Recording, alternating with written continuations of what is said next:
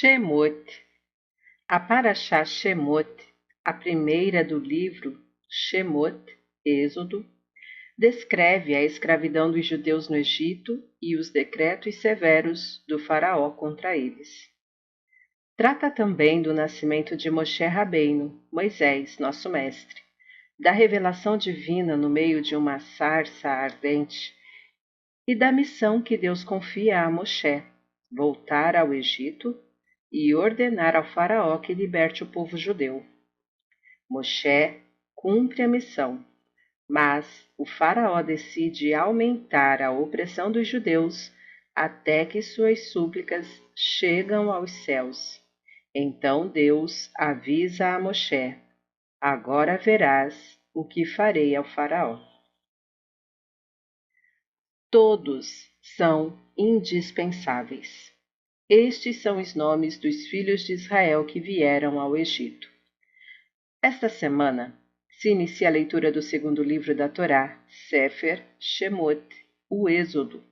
Após o falecimento de Yosef, seus irmãos e toda a sua geração, os israelitas são escravizados no Egito. O Midrash relata que, antes que começasse o período de servidão, Deus fez um recenseamento dos filhos de Israel que viria a ser extremamente importante para o povo.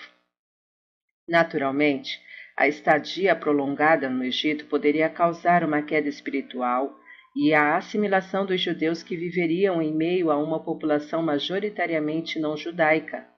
Para protegê-los dessa ameaça, Deus fez uma contagem de todos os israelitas. É sabido que na Torá existem medidas anulatórias, como 1 em 60. Caso uma substância proibida se misture com uma permitida, se houver uma quantidade 60 vezes maior da permitida, a proibida é eliminada. Ou seja, uma pequena porção de leite que cai numa panela cheia de carne é automaticamente cancelada ao volume da carne se ela for de 60 vezes superior ao do leite. Esse conceito se denomina Bitul Beshishim, anulação em 60. Porém, as unidades numéricas, de acordo com o Talmud e a Halahá, pertencem a uma categoria diferente.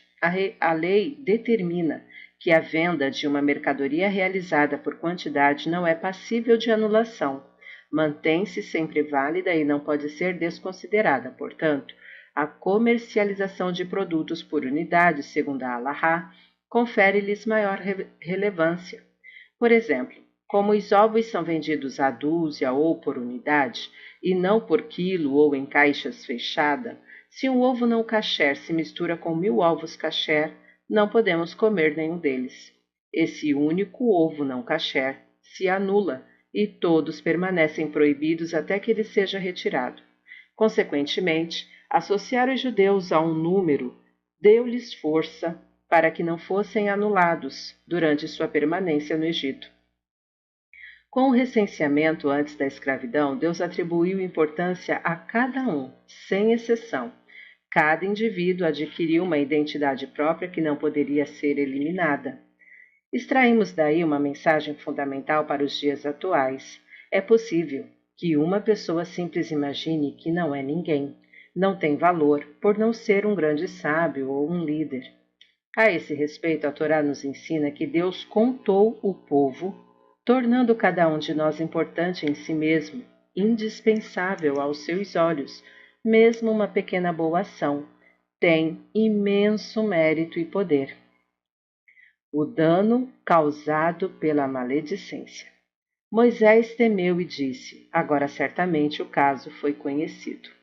Esta Parashá narra 2 episódios da vida de Moshe Rabbeinu, no tempo em que ele residia no palácio do faraó. O primeiro, Moshe vê um egípcio golpeando um judeu. Imediatamente após verificar que não há ninguém por perto, ele mata o egípcio e o enterra sob a areia. O segundo, no dia seguinte, Moshe depara com 2 judeus brigando e diz a um deles: Rachá, perverso, por que fere o seu amigo? O agressor responde que tem conhecimento do que ocorreu no dia anterior. A notícia, correndo de boca em boca, chega ao faraó. Ele percebe que Moshe, criado como um filho na corte real, talvez não seja tão inofensivo e possa lhe trazer problemas, então decide matá-lo. O Rashi explica que Moshe, preocupado com a presença de delatores entre os judeus, pensou que talvez eles não mereçam a liberdade e disse ainda: Hoje sei o que antes desconhecia, que pecado cometeram os judeus para que, dentre todos os povos, fossem escravizados dessa maneira. Agora vejo que eles merecem essa escravidão. Ou seja, do ponto de vista de Moshe Rabbeinu, o motivo da servidão era a existência entre os judeus de delatores e maledicentes, pessoas que praticavam Lashon Hará. Porém, afirmam nossos sábios, havia judeus no Egito que cometiam diversos pecados, inclusive a idolatria. Assim, como é possível que o povo não fosse digno da liberdade só por causa da maledicência? Seria o trabalho tão árduo da escravidão justificado exclusivamente pelo Lashon Hará? A resposta é que os vários pecados dos judeus não interferiram em sua salvação. A liberdade não foi uma consequência de seus méritos ou atitudes, e sim do fato de Deus os ter elegido. Essa preferência divina não resultou das qualidades do povo, mas exclusivamente da vontade de Deus. Com base nesse princípio, podemos entender por que justamente o Lashon Hará era o pecado mais grave que explicava o trabalho duro e impedia a libertação. De fato, fomos escolhidos por Deus, porém, para que essa escolha tivesse validade, havia uma condição fundamental que fôssemos um povo e não uma multidão de pessoas desunidas. Se esse requisito não fosse cumprido, não existiria povo para ser eleito. Era essa a razão do temor de Moshe Rabbeinu. Não lhe importava tanto a idolatria ou outros tipos de perversão. Seu medo era que, se realmente existissem delatores, pessoas maledicentes entre os judeus, talvez isso tivesse danificado sua condição de povo e a escolha de Deus não mais pudesse recair sobre eles. Desse modo, não mereceriam a liberdade. Com isso, compreendemos também por que Moshe pensou: agora vejo que eles merecem essa escravidão. Ele sabia que a redenção acabaria acontecendo. Afinal, a condenação não era eterna, um dia haveriam de sair do Egito. Contudo, da falta de união entre os judeus, Moshe concluiu que eles haviam sido submetidos à servidão para que a labuta árdua e penosa quebrasse o seu orgulho e os tornasse mais humildes, fazendo-os cessar com a maledicência. Moshe não viria o trabalho pesado como um castigo, e sim como um meio de refinamento cuja finalidade era que o povo se unisse e merecesse a redenção. Vemos aí o quanto a maledicência é prejudicial, sendo até mesmo capaz de impedir a libertação do povo. Ela afasta os corações e dissemina o ódio. Logo, se ansiamos pela redenção, devemos fortalecer a união entre nós para sermos dignos da salvação final. Era uma vez o Rambam e o gato. Contam-se que Maimônides discutiu com os cientistas se seria possível adestrar um gato para que ele se comportasse como um ser humano. Os cientistas julgavam que fosse factível, o Rambam discordava.